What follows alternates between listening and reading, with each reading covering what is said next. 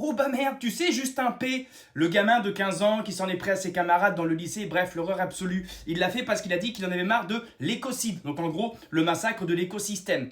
Qui c'est qui utilise ce terme-là? Il y a deux personnes qui ont utilisé ce terme-là, je vous le donne en mille, Sandrine Rousseau et Marine Tondelier. Alors pour un mec qui vient de l'extrême droite, voilà. Mais il y a un nouveau truc, c'est que Justin P, hein, toute la gauche, ouais c'est Justin, vous avez eu, c'est l'extrême droite, ouais mais il s'appelle Justin Hadar.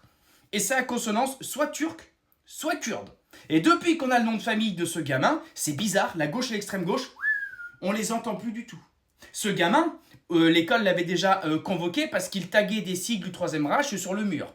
Donc l'école et les parents étaient au courant de ses idées. Donc quand tu as des idées du Troisième Reich, tu es plutôt de gauche ou d'extrême gauche même. Oui, parce que ceux qui en appellent en permanence au sein petit moustachu et au sein fascisme des années 30, qui les prennent comme alliés, comme argument contre les autres, oui, c'est la gauche et l'extrême gauche. C'est eux en vérité qui entretiennent ce climat. Parce que moi, le petit moustachu, il est crevé depuis 80 ans, c'est bien fait pour sa gueule, et il n'existe plus. Mais il y en a qui le permettent de vivre en permanence, c'est ceux qui en parlent tout le temps. Voilà. Donc ça, il faudrait peut-être commencer à se le mettre en tête, c'est qui est vraiment proche de ces idées-là aujourd'hui en France. En tout cas, il va aller en hôpital psychiatrique, il ne fera pas de garde à vue, et dernière question, ses parents.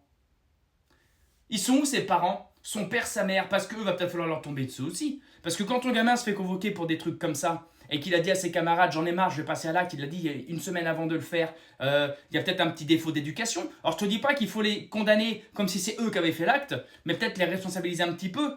Peut-être pour que les autres parents de France se disent, oula. Il va peut-être falloir que je surveille mon gamin à voir ce qu'il fait. Parce que quand ils font n'importe quoi les gamins, on est nous aussi sanctionnés. Ce serait bien de responsabiliser un petit peu tout le monde dans cette histoire.